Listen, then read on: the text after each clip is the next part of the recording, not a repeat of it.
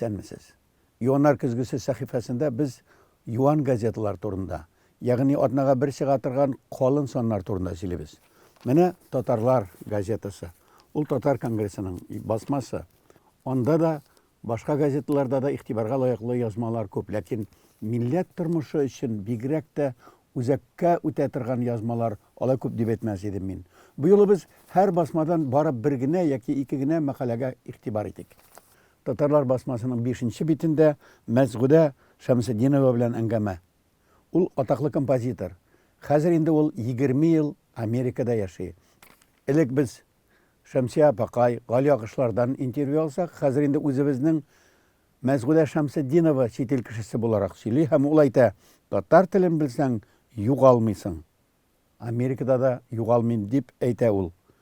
Һәм үзенең интернет сәхифәләрен күрсәтә. Менә шундый заман җитте һәм хатын-кызлар бәйрәме якынлашканда без хатын-кыз милләттәшләребез турында күбрәк игътибар бирибез.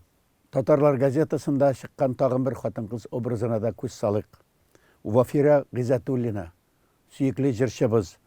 Бу санда чыккан мәкаләдә аның кызы Камилә белән әңгәмә бирелгән һәм Вафира ханымның кызыклы фикерләре әйтелгән һәм аның рәсемнәре бар монда.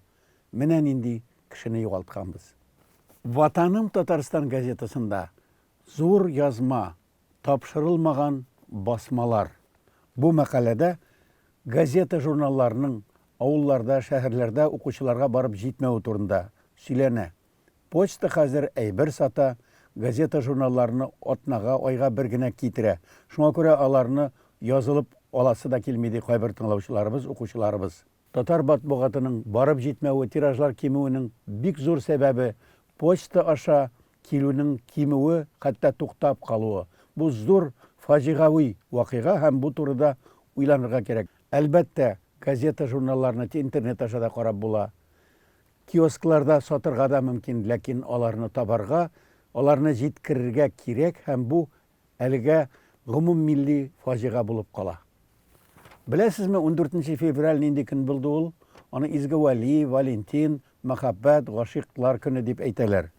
Чынлыкта бу халыкара китап бүләк итү көне дә икән. Шәһри Казанның шушы калын санында бу турыда 3 кешенең фикере бирелә. Шундый зур бәйрәм, чөнки китаплар чыга. Алар арасында шундый зиннәтлеләре, затлылары бар. Алар гыйлем китерә, мәдәният китерә. Ләкин китап сату системасы җимерелгән, яки анда бару гадәте югалып бара.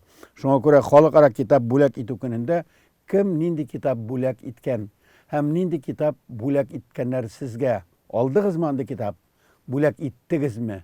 Менә нинди көтелмәгән сорау һәм ул сискәндерә. Безнең гәзит, әлбәттә, ул кискен үткен, ачы телле язмалар белән тулган.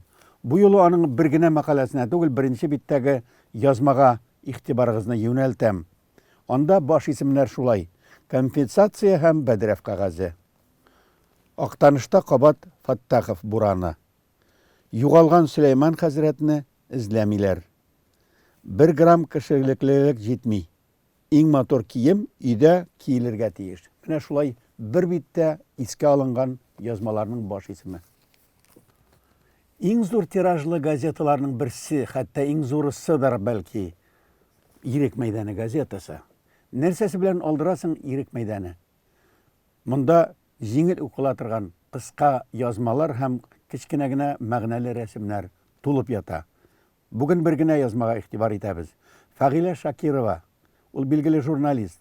Ул хәзер блогер булып киткән. Фәгыйлә Шакирова блогына 3-4 ай эчендә 7000-гә якын кеше язылу медиа өлкәсендә эшләүчеләрне аптырашта калдырган. Теге дөньядан кайткан әби турында видео юкка чыкты дип атала бу язма һәм андагы кечкенә баш исемнәр халыкны гади әйбер кызыксындыра. Мәҗбүри эшләп булмый. Менә шулай итеп, YouTube каналына да татарлар үтеп керә. Әлбәттә, 7000 караучы зур сан түгел, ләкин татар интернеты, татар YouTube каналы өчен бу 7000 дә зур гына сан. Әгәр дә һәр кайсыбыз менә шушындый язмаларны карый барсак һәм үзебезнең булдыра алган күренешләребезне YouTube'ка чыгара алсак, бәлки мәгълүмат мөхите тулыланып, байып китер иде һәм яшьләребез милләткә күбрәк игътибар итәр иде. Мәдәни җомгада гомуммилли масштабтагы проблемаларга караган язмалар тулып ята. Сөйләшкәнчә берсен генә искә алабыз. Кырымны торгызуның җимерелгән планы булган. 1925 елда Кырым Үзәк Башкарма комитеты һәм Халык комиссарлары советының Болгариядән, Румыниядән Кырым татарларын иммиграциядан кайтару турында хаты булган Мәскәүгә. Һәм бу хатта дәлилләр китерелгән. Куылган Кырым татарларны кайтарырга ярдәм итәргә. 2 гасыр дәвамында Кырым татарларының күпчелеге кем Төркиягә, кем Болгариягә, кем Румыниягә һәм башка якларга китеп барганнар. Алар кайтырга тиеш диелгән. Һәм хөкүмәт вәкилләре моңа караганнан соң кайтмасыннар дип карар иткәннәр күрәсең. Һәр хәлдә миллионнарча Кырым татары урынына хәзер Кырымда 200 меңләп кенә Кырым татары яши. Менә шуннан килеп чыккан инде проблемалар. Проблемаларга игътибар итмәгән милли матбугат ул әлбәттә кемгә кирәк булсын. Хәзергә сау булыгыз.